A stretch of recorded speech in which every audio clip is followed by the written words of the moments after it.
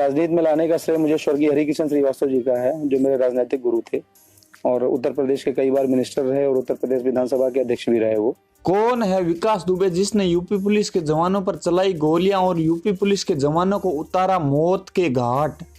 जानिए विकास दुबे को जिसने यूपी पुलिस के जवानों पर चलाई गोलियां, राजनाथ के कार्यकाल में राज्य मंत्री संतोष शुक्ला की थाने में कर दी थी हत्या।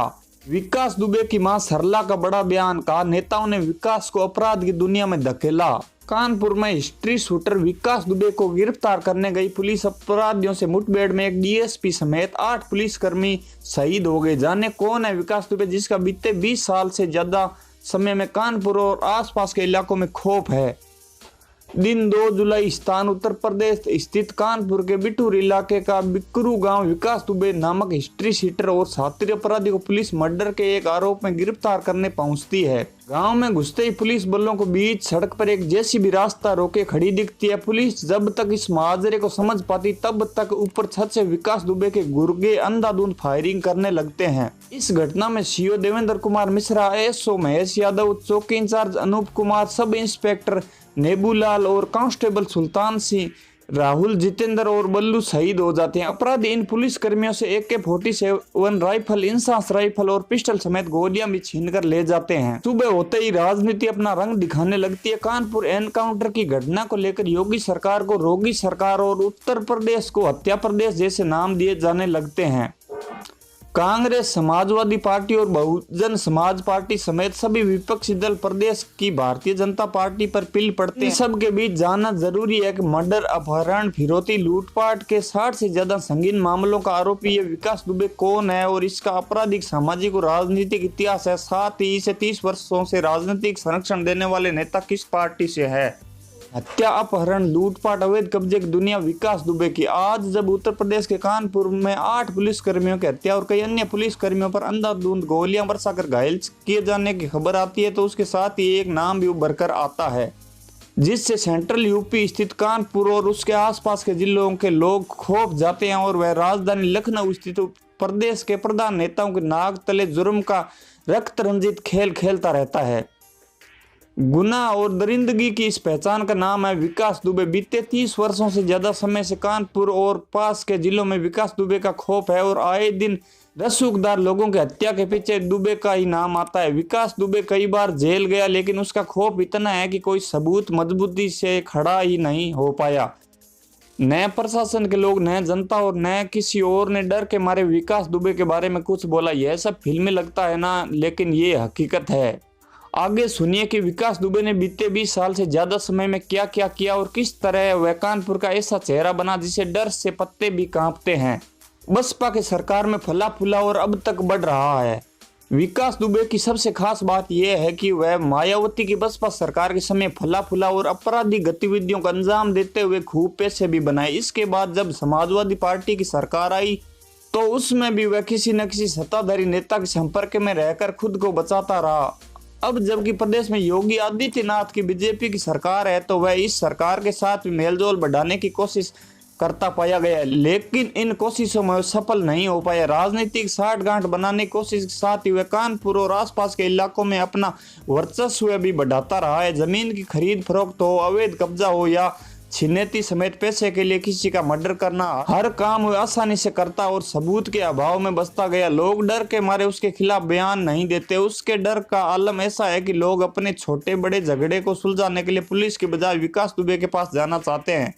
ऐसे में पुलिस हाथ पर हाथ धरे बैठी रह जाती है। क्या विकास दुबे ने अपने रिश्तेदारों की हत्या का बदला लिया? हाल ही में कानपुर में हुए एक मर्डर के आरोप विकास दुबे पर लगे और पुलिस में उसके खिलाफ शिकायत दर्ज कराई गई थी।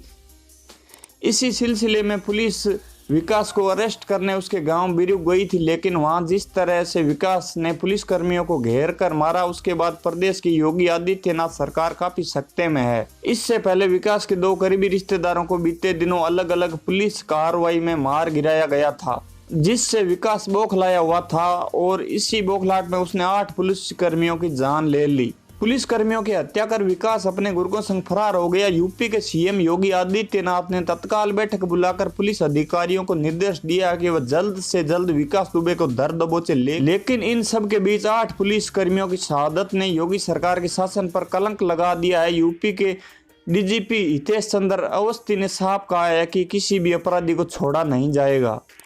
साल 2000 के बाद का रक्त रंजित काल साल 1990 का दशक था। विकास दुबे छोटी मोटी आपराधिक घटनाओं को अंजाम देकर कानपुर के लोगों की नजर में आ रहा था। प्रदेश में मायावती की बसपा सरकार सत्तासीन थी। विकास दुबे कानपुर के कुछ विधायकों के संपर्क में आया और उनके लिए छिनेती, लूटपाट, अवैध कब्जा जैसे छोटे मोटे आपराधिक वारदातों को अंजाम देकर खास बनता गया। प्रदेश में कल्याण सिंह की सरकार बनी तो बीजेपी विधायक के संपर्क में भी आया और अपने डर का कारोबार करता रहा। दरअसल विकास कुछ काम नेताओं के कर देता था और उसके करीब चला जाता था, फिर क्या लखनऊ तक पहुंच बन जाती थी और कोई उसका बाल बांका नहीं कर पाता था। साल 2001 में विकास दुबे ने बड़ी वारदात को अंजाम दिया। विकास दुबे ने कानपुर से शिमली पुलिस थाना इलाके स्थित ताराचंद इंटर कॉलेज में असिस्टेंट मैनेजर पद पर तैनात सिद्धेश्वर पांडे की हत्या कर दी। इस घटना ने विकास दुबे को रातों रात सबकी नजर में ला दिया। इसके बाद तो जैसे विकास कानपुर में अपराध की दुनिया का बेताज बादशाह